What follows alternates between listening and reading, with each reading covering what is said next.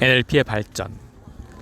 NLP는 인간의 우수성에 대한 분명한 모델을 만들기 위한 목적을 가지고 언어학이 배경인 존 그린더와 수학과 게슈탈트 심리치료가 배경인 리처드 밴들러에 의해 시작되었습니다. 그들은 첫 번째 저서인 마법의 구조 1, 2권에서 프리츠 펄스와 버지니아 사티어의 말과 행동 패턴을 분석하였습니다. 다음 책인 밀턴 에릭슨의 체면 기법의 패턴 1, 2권에서는 미국 임상 체면학회의 창시자이자 세계적으로 유명하며 임상적으로 가장 성공한 정신과 의사 중에 한 사람인 밀턴 에릭슨의 말과 행동 패턴을 분석하였습니다. 초기 작업의 결과로 그린더와 밴들러는 신경언어 프로그래밍이라는 명칭으로 모델링 방법과 그들 자신의 개인적인 기여를 형식화하였고, 신경계와 언어, 그리고 우리의 경험, 심리학, 행동들의 결과와 관계를 상징화하였습니다. NLP에 따르면 변화의 기본 과정은 다음과 같습니다. 사람, 팀, 조직 또는 체계의 현재 상태를 확인한다. 사람, 팀, 조직 또는 체계를 이끌 수 있는 적절한 자원을 추가한다. 원하는 상태. 현재 상태 플러스 적절한 상태를 통해서 원하는 상태로. NLP의 특징과 기법은 다양한 형태의 수준에서 현재 상태와 원하는 상태를 구분하고 정의하였으며, 적절한 자원에 접근하고 적용하여 원하는 상태로 효율적이면서도 생태학적인 변화를 만들어내게끔 하였습니다. 해를 거듭하면서 NLP는 코칭, 상담, 심리치료, 교육, 건강, 창의성, 법, 경영, 세일즈, 리더십, 육아 등 폭넓은 범위의 전문 분야에서 소통과 변화를 위한 강력한 도구와 기법을 발전시켰습니다. NLP 기법의 기능은 효율적인 행동의 세 가지 자질 중 하나를 향상시키거나 더하는 것입니다. 즉, 1. 특별히 원하는 결과에 대한 세상의 풍부한 모델. 2. 우리의 모든 감각 경험에 대한 완전한 접근. 3. 내적 반응과 외부 행동의 융통성을 갖는 것입니다. NLP의 행동 기법을 만드는 수많은 기법과 과정들은 점차 늘어나는 책과 녹음 자료, 그리고 NLP 분야의 발전을 대표하는 여러 세미나에서 제시되고 있습니다. 또한 그 외에도 기록되지 않았거나 녹음되지 않은 다양한 기법이 있으며, 여전히 많은 것이 아직도 개선되고 있는 발전하는 과정에 있습니다. 현재 NLP는 학문의 한 분야로서 이제 3세대에 있으며 1970년대 중반에 시작된 이래로 상당한 발전을 해왔습니다. 우리가 이 글을 쓰고 있는 동안 NLP는 NLP 1이 출간된 이래로 정확히 30년이 되었습니다. 30년의 기간 동안 NLP는 전 세계에 확산되었고 수많은 사람의 마음을 감동시켰습니다. 캘리포니아의 NLP 유니버시티 프로그램에는 매년 전 세계 35개 이상의 나라에서 온 사람들이 NLP 프랙티셔너, NLP 마스터 프랙티셔너, 트레이너 과정을 배웁니다. 또한 수많은 사람이 매년 전 세계의 전문적인 NLP 기관에서 NLP 훈련을 받습니다. NLP의 개발자, 트레이너, 그리고 프랙티셔너의 3세대들이 세상을 움직이고 있는 지금이 바로 새로운 세대의 NLP를 시작해야 할 때라고 생각합니다. 이를 위해 우리는 다음에 두 가지 근본적인 질문을 던집니다. 새로운 세대를 만든다는 것은 무엇이며, 단순히 현재 존재하는 NLP 세대의 변화가 아니라는 것은 무엇일까요? 이것은 종의 단순한 변이가 아니라 식물이나 동물을 새로운 생물학적인 종으로 만드는 것은 무엇인가와 비슷한 질문이라고 할 수 있습니다. 새로운 세대가 제안한 발견과 구조가 NLP의 부분인지 다른 분야인지를 우리가 어떻게 알 수 있을까요? 즉, NLP 모델이나 다른 분야의 모델에서 나온 방법들은 어떤 차이점이 있을까요? NLP는 무엇으로 만들어졌는가? 우리는 NLP는 무엇, 특히 기법, 모델 또는 차이점 등으로 만들어졌는가라는 질문을 통해 시작해 보려고 합니다. NLP의 과정과 절차는 인상적인 주제와 문제들을 제시하고 있습니다. 예를 들면 우리는 체계적 NLP와 NLP 뉴코딩의 백과사전에서 이것은 공포 트라우마, 정서 장애의 치료, 철자, 외국어, 창의적 글쓰기, 속독, 대수 등의 학습 기법, 리더십과 경영 기법, 전략적 기획, 팀의 발전과 조직적 발달을 위한 방법, 신체적 치유, 창의성, 갈등 해결, 동기와 관련된 유형 등의 주제를 다루고 있습니다. NLP는 정신 분석, 게슈탈트, 교류 분석, 정신 종합요법, 심지어는 인지 심리학 등의 다른 심리적이고 행동적인 모델을 넘어서서 다양한 적용의 범위를 포함하고 있습니다. 분명히 NLP는 적용하는 데 있어서 어떤 특정한 영역이나 특정한 주제에 한정되어 있는 것이 아닙니다. 그러므로 NLP의 폭넓은 기법과 모델에서 무엇이 NLP의 어떤 부분을 만드는가를 정의해 보는 것은 진정 흥미로운 일입니다. 이것은 근본적으로는 인식론적인 문제입니다. 인식론, 에피스테몰로지라는 용어는 그리스어 에피, 위에 또는 위로를 의미하는 에피와 히스타니, 놓다 혹은 위치하다는 의미를 뜻하는 단어와 로고스, 단어 또는 지식을 의미하는 단어의 조합에서 왔습니다.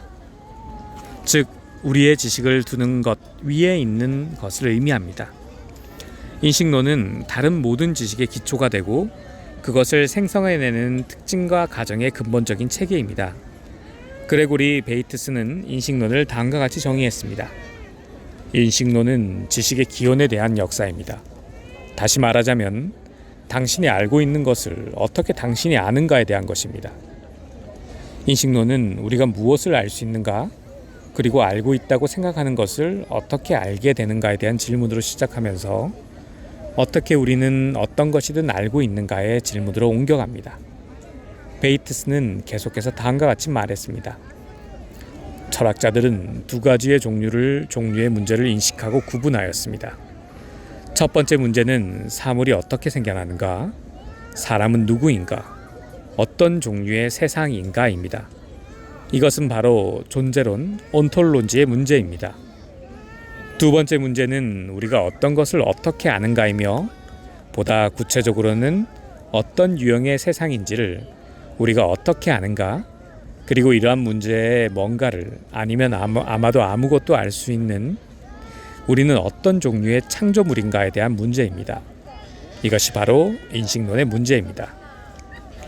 NLP는 존재의 방식, 존재론이자 삶의 방식, 인식론입니다.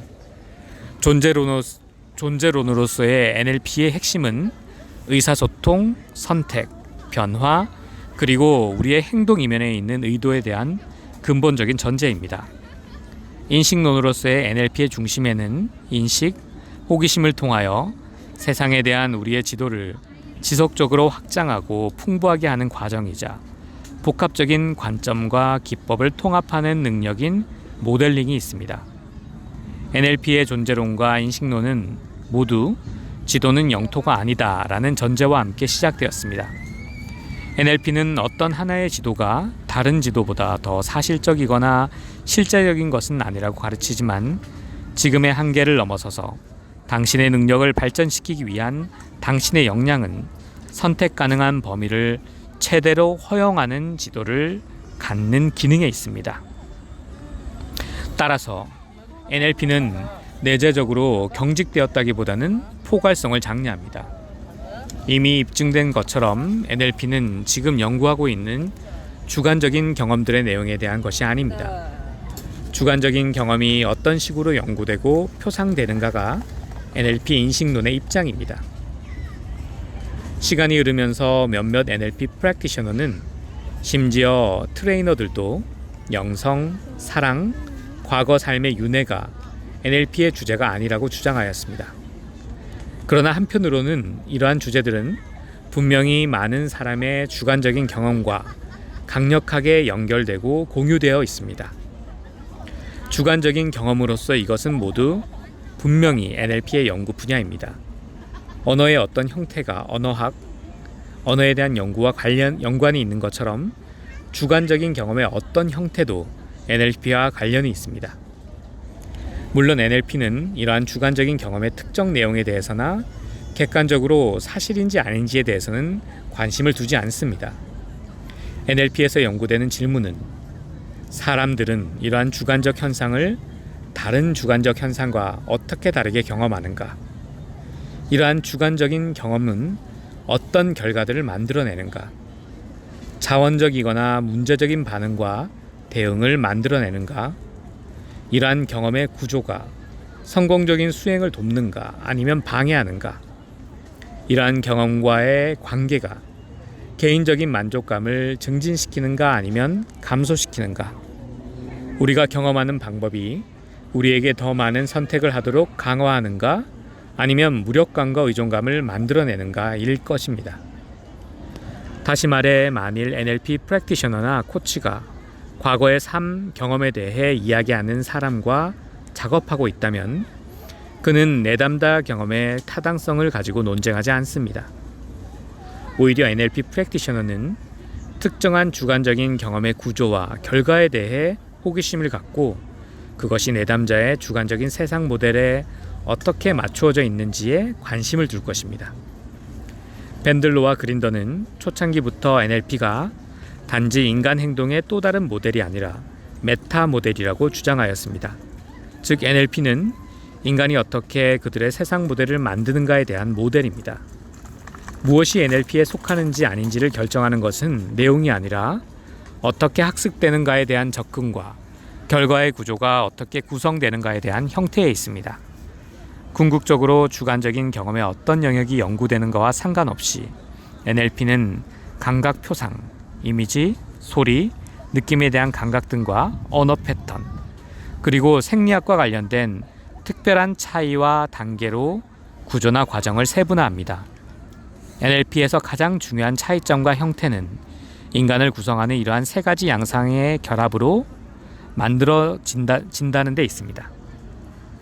분명 신경 언어 프로그래밍의 분부이 되기 위해서는 근본적으로 신경 언어학적으로 인식되고 설명되어야만 합니다. 신경 언어학의 신경 요소는 신경계에 관한 것입니다. NLP의 대부분은 신경계의 원리와 패턴을 사용하고 이해하는 것과 관련이 있습니다. NLP에 따르면 사고하기, 다시 기억하기, 상상하기, 의사결정하기, 소망하기, 기꺼이 하기, 주장하기와 모든 다른 인지적, 정서적, 행동적 과정들은 인간의 신경계 내에서 처리된 프로그램의 결과입니다. 즉, 인간의 경험은 우리의 신경계를 통해서 우리가 받아들이고 합성하고 생성해내는 정보의 생산물이라고 할 수 있습니다. 경험적으로 이것은 세상을 보고, 느끼고, 듣고, 냄새 맡고, 맛보는 것처럼 느끼는 것과 관련이 있습니다. 따라서 주관적인 경험이 동기, 기억, 우주, 종교, 예술, 정치, 교육 등과 관련이 있든 없든 NLP는 인간 경험의 부분이 인간의 신경계에서 어떻게 작용하는지에 관심을 둡니다. NLP의 관점에서 언어는 분명 인간 신경체계의 산물입니다. 그러나 또한 언어는 우리 신경계 안에서 활동을 일깨우고 다듬습니다. 분명히 언어는 인간이 자신의 것이나 다른 사람의 것이나 신경계를 활성화하고 자극하는 중요한 방법 중에 하나입니다. 주관적인 경험은 우리가 언어를 사용하는 방법을 통해서 만들어지고 표현됩니다. 무엇인가가 NLP의 부분이 되기 위해서는 그것이 언어든 비언어든 인간의 의사소통 패턴 안에서 자연적이고 자발적으로 나타나는 언어 패턴에 토대를 두어야만 합니다. 신경 언어 프로그래밍에 대한 측면은 학습, 기억, 동기, 창의성이나 다른 유형의 성과와 같은 과정에서 경험의 영향을 프로그램, 특정한 목적이나 결과를 효과적 또는 비효과적으로 수행하는 신경 언어 프로그램의 기능으로 보는데 기반을 둡니다. 이를 적용해 보면 인간으로서 우리는 신경계 내에 있는 내적 프로그래밍을 통해서 세상과 상호작용합니다. 우리는 모든 프로그램이 똑같지는 않지만 우리가 만든 내적 프로그램의 유형에 따라 문제에 반응하고 새로운 생각에 접근합니다. 어떤 프로그램들은 어떤 유형의 행동을 수행하는 데 있어서 다른 것에 비해 좀 더 효과적입니다. 이런 의미에서 NLP의 가장 중요한 양상 중에 하나는 모델링 과정의 실제적인 적용에 강조를 두는 것입니다. NLP 개념과 훈련 프로그램은 상호적이고 경험적인 학습 맥락을 강조하므로 원리와 과정은 쉽게 인지되고 이해됩니다. 게다가 NLP의 과정은 효과적인 인간 모델에서 비롯되었기 때문에 이것의 가치와 기제에 깔린 구조는 이전의 경험이 거의 혹은 전혀 없는 사람들에게도 흔히 직관적으로 인식됩니다. 요약하면 NLP는 주관적인 경험의 구조에 대한 연구이자 사실상 본질적으로는 신경언어학의 구조에 대한 연구입니다. 그러므로 무엇이 NLP를 만드는가에 대해서는 다음과 같이 말할 수 있습니다. 내용이 아니라 과정과 구조를 강조한다. 인간 신경계의 해부학과 기능 안에서 과정과 차이에 기반을 둔다. 차이와 과정은 언어나 비언어적인 의사소통에 선천적이고 자발적인 패턴을 통해서 쉽게 확인되고 영향을 받을 수 있다고 확신한다. 사람들의 경험 또는 행동의 차이를 만들거나 영향을 줄 수 있는 실제적인 실습, 기법, 방법 및 임상에서의 연구 결과를 체계화한다. 왜 NLP는 새로운 세대인가? 이것의 의미는 무엇인가? 왜 발달의 특정 부분을 단순히 이미 존재하는 것의 강화가 아니라 새로운 세대라고 부를까요? 실제로 어떤 분야의 새로운 세대에는 이전의 것을 의미 있게 확장하는 것을 포함합니다. 새로운 세대는 다음 영역이 확장될 때 나타난다고 말할 수 있습니다. 이전 세대의 부분이 아닌 새로운 현상을 통합할 때 보다 더 큰 범위의 주제와 경험의 범위를 다룰 수 있을 때 현저히 새로운 차이와 방법, 기법을 소개할 때 우리의 관점에서 새로운 세대로의 NLP의 발전은 NLP 분야에서 내적, 외적 영향의 결과로서 나타났습니다. 외적 영향은 사람들, 내담자와 학생들이 만나 적절하게 해결되지 못했던 문제들이 해결될 필요가 있다는 사실을 포함합니다. 다시 말하면 세상은 계속 변화하며 이전의 해결 방법들이 더 이상 효과적이지 않고 만족스럽지 못할 수도 있습니다. 세상이 변화할 때 세상에 대한 욕구 또한 변화됩니다. NLP는 항상 지도는 영토가 아니다라는 전제를 강조합니다. 지도는 항상 변화하기 때문에 여러 가지 면에서 지도는 영토가 아니라는 사실을 마음에 새기는 것은 중요합니다. 21세기 세상이 NLP로부터 요구하는 것은 NLP가 처음 출현한 1970년대 말기와는 다릅니다. 보다 더 개인적인 방향에서 전체 체계 또는 장의 생태를 아우르는 것으로 새로운 도전과 새로운 기회의 변화가 있습니다. 또 다른 외적 영향은 다른 분야에서 계속되는 변화에서 비롯되었습니다. NLP는 항상 NLP 분야 이외의 자원으로부터 유용한 지식과 과정을 통합해 왔습니다. NLP가 시작된 이래로 30년 동안 다른 분야의 새로운 발달의 결과로부터 아이디어와 가정의 의미가 있는 상호 교류가 있어 왔습니다. 가장 주목할 만한 기여 중 몇 가지는 다음과 같습니다.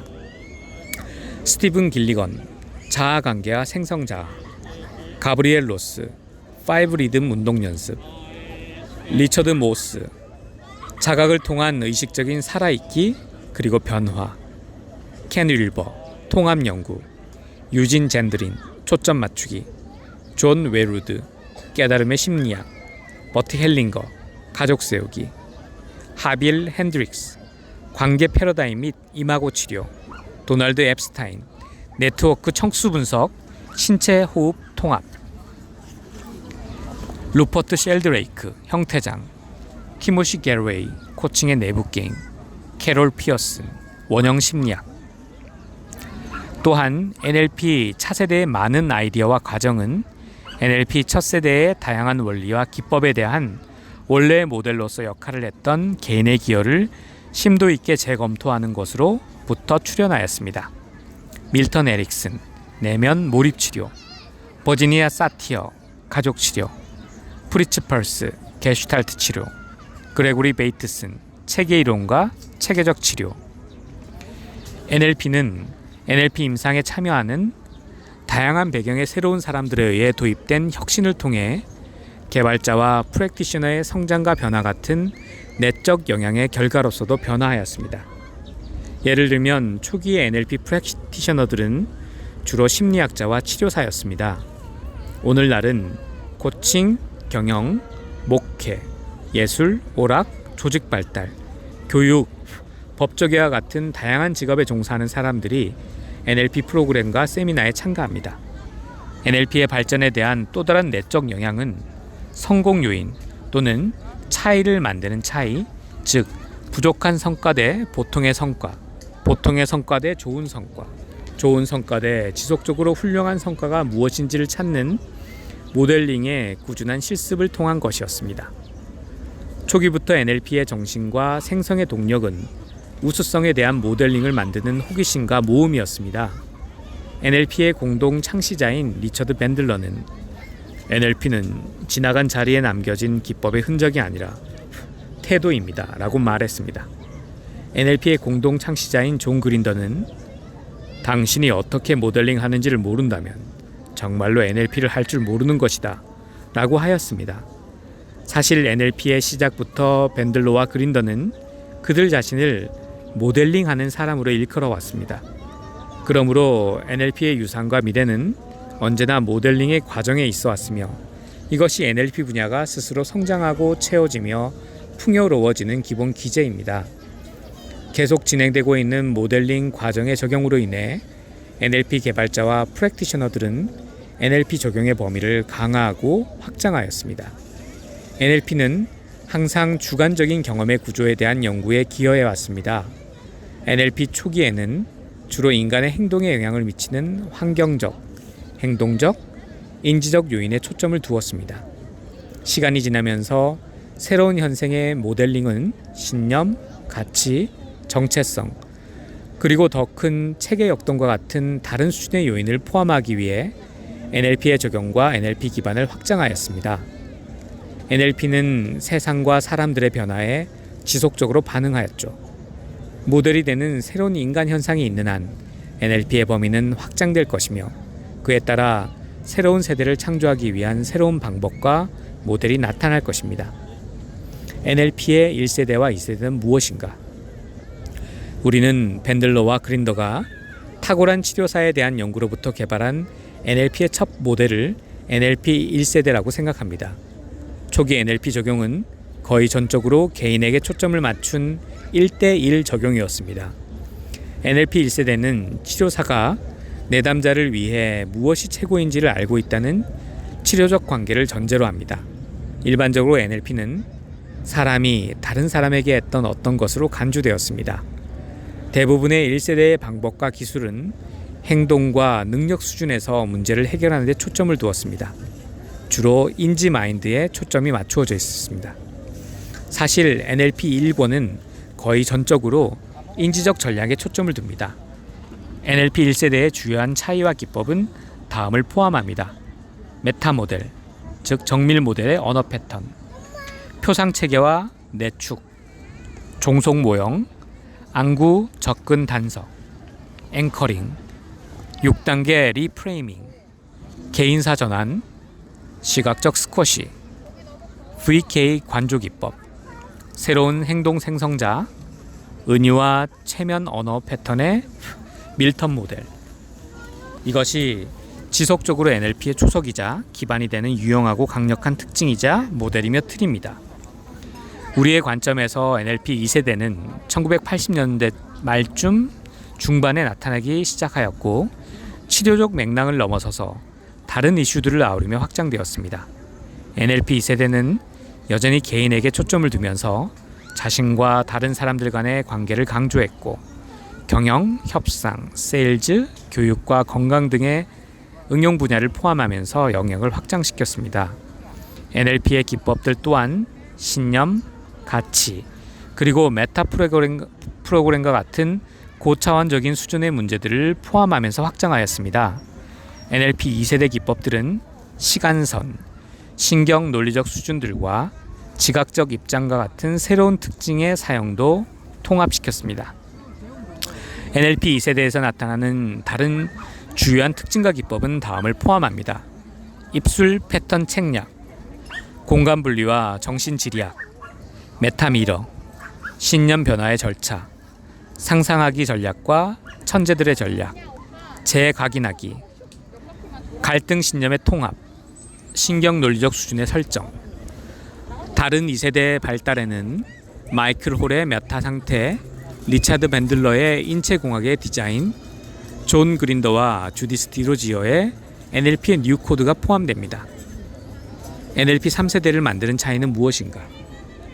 NLP 3세대는 1990년대 이후에 발달하였습니다.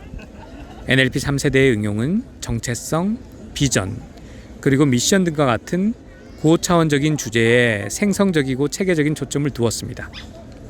NLP 3세대는 전체 체계의 변화를 강조하며 개인, 가족, 팀과 같은 조직적이고 문화적인 발달에 적용될 수 있습니다. NLP의 모든 세대는 마인드, 이것은 신경 언어 프로그램의 핵심입니다. 마인드의 구조와 기능에 초점을 두고 있습니다. 그러나 NLP의 처음 두 세대는 주로 인지 마인드에 주의를 기울였습니다. NLP 3세대는 전체 마인드의 단위 차원에서 신체 과정과 더 큰 체계, 역동, 장을 포함하며 확장하였습니다. 그래서 NLP 3세대는 세 가지의 다른 지능 또는 마인드 간의 상호작용으로 작동합니다. 인지 마인드는 뇌로부터 나옵니다. 신체 마인드는 몸에 초점을 둡니다. 장 마인드는 우리를 둘러싼 보다 더 큰 체계와의 연결과 관계로부터 나옵니다.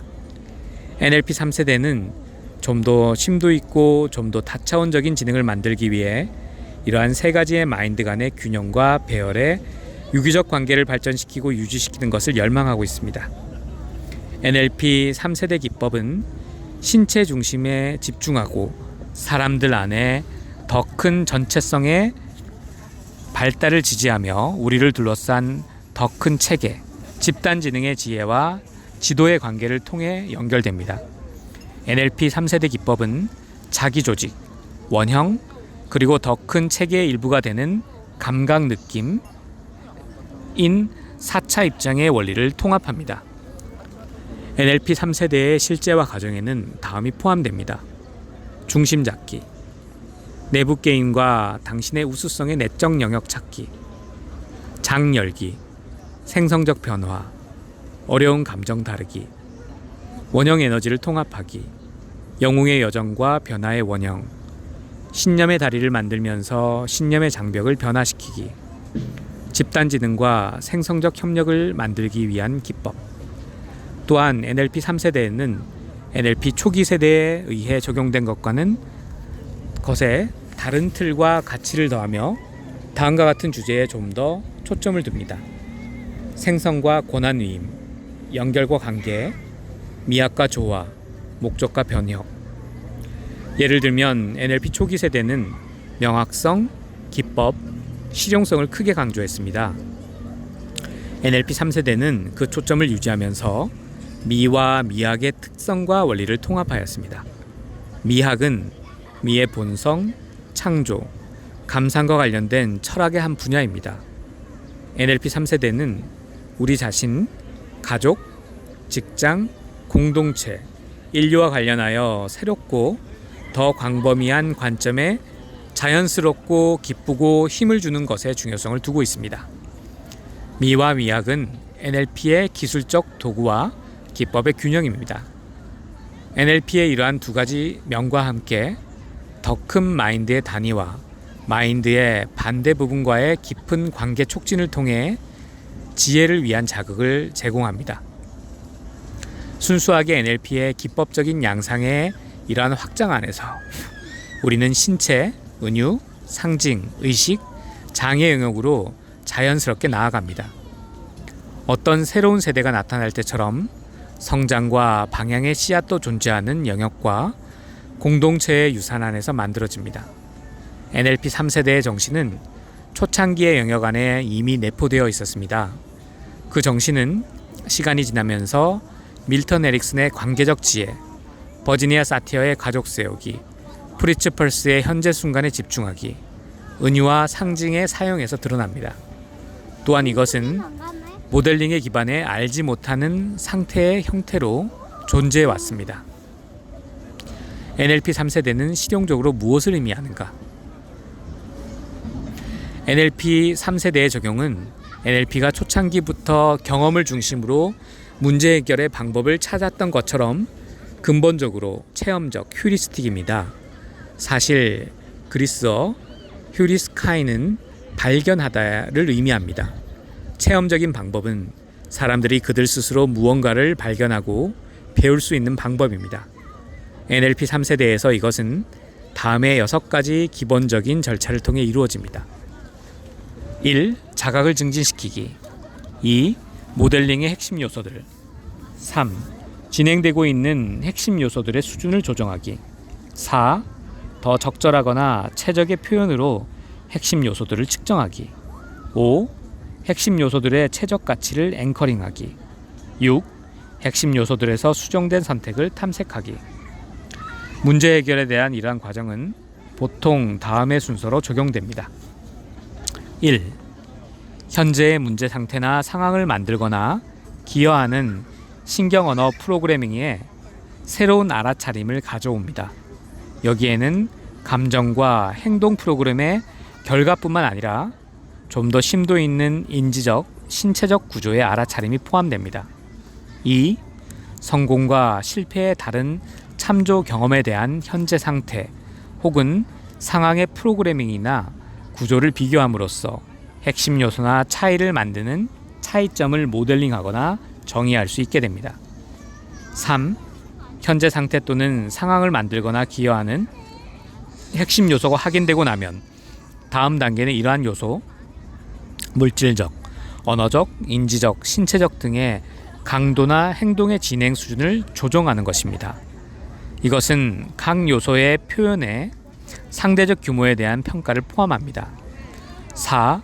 보다 더 적절하고 효과적인 수준으로 만들기 위해 핵심 요소의 강도나 행동의 진행 정도를 측정하거나 조정합니다. 최적의 수준이 항상 최대의 수준은 아니라는 것을 염두에 두는 것이 중요합니다. 5. 최적의 수준을 유지하고 특히 상황들을 도전하고 변화시키기 위해 핵심 요소의 강도나 행동의 특정한 범위를 앵커링합니다. 6. 무엇이 새로운 선택을 가능하게 하는지를 찾기 위해 문제 상태와 관련된 감정, 행동, 상황에서 이러한 조정이 만드는 영향을 탐색합니다. 이 책을 통해 당신의 이러한 체험적 과정이 우리 삶의 모든 영역에서 선택에 대한 우리의 목록을 풍부하게 하고 우리 자신과 다른 사람을 강화하는 데 어떻게 적용될 수 있는가에 대한 수많은 예를 발견하게 될 것입니다. NLP 3세대의 실제는 알지 못함의 자세 혹은 선전통에서 초보자의 마음으로 알려진 것에서 시작합니다. 알지 못함의 자세는 알아차림을 확장하고 효율적으로 모델링하며 새로운 선택과 가능성을 탐색하기 위한 기반이 됩니다. 문제 해결에 대한 밀턴 에릭슨의 접근은 알지 못함에 대한 힘의 고전적인 예라고 할 수 있습니다. 우리가 1970년대에 에리슨 박사와 함께 연구하기 위해 애리조나의 피닉스에 갔을 때 우리는 그에 대한 질문으로 가득 찼습니다. 우리는 만일 당신이 이런 특정한 유형의 문제를 지닌 사람에게 이러한 특정한 접근을 사용한다면 결과가 어떤 결과가 올까요? 라고 질문했습니다. 에릭슨은 변함없이 모르겠습니다. 라고 대답했습니다. 우리는 이 문제를 설명하기 위해 이러한 과정을 사용할 것입니까? 라고 질문했습니다. 에릭슨은 다시 모르겠습니다. 라고 말했습니다. 우리는 결국 노트에 그는 모른다, 그는 모른다, 그는 모른다 라고 적었습니다. 에릭슨이 회피하려고 한 것은 아니었습니다. 그가 많은 신념과 가정에서 행동하지 않았다는 것입니다. 각각의 상황은 그에게 있어 모두 독특합니다. 각각의 사람은 단 하나뿐인 존재였고 그들과 에릭슨의 관계 역시 유일했습니다. 그래서 특정한 결과의 가능성에 대해 질문했을 때 에릭슨은 항상 모르겠습니다 라고 말한 것입니다. 그리고 그는 그러나 저는 무엇이 가능한지를 발견하는데 많은 관심이 있습니다. 라고 덧붙였습니다. 호기심과 결합된 알지 못함의 자세는 생성적 변화에서의 핵심입니다. 밴들로와 그린더에 의해 NLP가 처음으로 만들어진 산타크루즈의 캘리포니아 대학교에는 프랭크 베런이라는 심리학 교수가 있었습니다. 베런은 창의적인 천재들을 연구하는 데 열정을 쏟았습니다. 결국 그는 지금까지 그가 배운 것을 3가지 근본적인 특성으로 통합하였습니다. 창의적 천재들의 특성은 다음과 같았습니다. 불확실성에 대한 편안함, 반대나 모순처럼 보이는 것을 유지할 수 있음, 끈기. 에릭슨과 같이 창의적인 사람들은 시간보다 앞서 대답을 알 필요가 없습니다. 불확실함을 참아낼 수 있을 뿐만 아니라 알지 못함조차 즐깁니다. 또한 창의적인 사람들은 다른 관점과 복합적인 현실을 유지할 수 있습니다. 덴마크의 위대한 물리학자 닐 보어는 표면 진실과 심층 진실의 2가지 유형의 진실이 있음을 언급하였습니다. 보어에 따르면 표면 진실에서의 반대는 실패다. 심층 진실에서의 반대는 또한 진실이다. 보어는 광자와 전자 같은 물리적 실제의 가장 근본적인 단위에 모순이 존재한다는 사실을 지적하였습니다. 강자와 전자는 때로는 파동 에너지처럼 행동하며 어떤 경우에는 작은 특정 물질처럼 행동합니다. 그러한 심층 진실은 우리의 주관적인 경험에 기반을 둡니다. 우리가 누군가를 아름답다고 경험하는 사실은 동시에 그들이 추하게 될 수 있음을 의미합니다. 기쁨은 슬픔 없이 오지는 않습니다. 당신에게 일어났던 최악의 것은 당신에게 일어난 최상의 것이 될 수 있습니다. 빛이 있는 곳에 그림자도 존재합니다. 한 사람이 옳다, 그리고 다른 사람은 틀리다가 아니라 겉보기에 상반되어 보이는 실제들을 알아차리는 능력은 일반성의 필수적인 양상입니다. 그레고리 베이트스는 지혜는 어떤 것을 변화시키려는 의도 없이 우리의 차이를 진실로 직면하고 함께할 때 비롯된다 라고 언급하였습니다. 우리가 다른 관점을 호기심으로 유지할 수 있을 때 종종 새롭고 놀라운 해결책이 나타납니다. 이것은 지속성의 자질이 중요함을 나타냅니다. 창의적인 천재들은 불확실성과 딜레마에 직면하더라도 포기하지 않습니다. 그들은 가능성과 지속적인 발견을 찾는 데 관심이 있습니다. 밀턴 에릭슨은 여러 가지 방식으로 이러한 자질을 요약하였습니다. 그는 자신의 삶을 통해 몸소 그러한 자질을 보여주었습니다. 17세 때 그는 심각한 소아마비에 걸렸습니다. 이 병으로 그는 거의 움직일 수 없는 상황에 이르게 되었습니다. 그는 의사가 그의 어머니에게 더 이상 움직일 수 없다고 말하는 것을 우연히 듣게 되었습니다. 이후 그는 사람들이 어머니에게 자신이 다음날 아침까지 살 수 없을 것이라고 말하는 것을 우연히 듣게 되었습니다. 에릭슨은 누군가가 어머니에게 자신에 대해 이렇게 말하는 것이 끔찍한 일이라고 생각했습니다. 그래서 그는 자신이 할 수 있는 것이 무엇인지를 찾기 위한 여행을 시작했습니다. 그는 신체의 어떤 부분을 움직일 수 있는지를 발견하기 위해 모든 에너지를 쏟았습니다. 그는 마침내 눈꺼풀 중 한쪽을 약간 움직일 수 있음을 알게 되었습니다. 그래서 어머니가 왔을 때 어머니의 주의를 끌기 위해 눈꺼풀을 움직이려고 애썼습니다. 몇 시간 동안 이렇게 하면서 그는 어머니에게 신호체계를 작동시키려고 노력했습니다. 많은 시간과 노력 후에 마침내 그는 이해시키려고 마음먹었던 것을 어머니에게 전달하는 데 성공했습니다. 그는 어머니가 자신의 침대를 창가로 옮겨주기를 원했고 다음날 태양이 떠오르는 것을 볼 수 있었습니다. 에릭슨은 이것과 동일한 형태의 지속성을 내담자와의 작업에 가져왔습니다. 그는 상황이 아무리 도전적으로 보일지라도 가능한 것을 발견하기 위해 포기하지 않았습니다. 또한 그는 어떤 것도 불가능하다고 생각하지 않았습니다.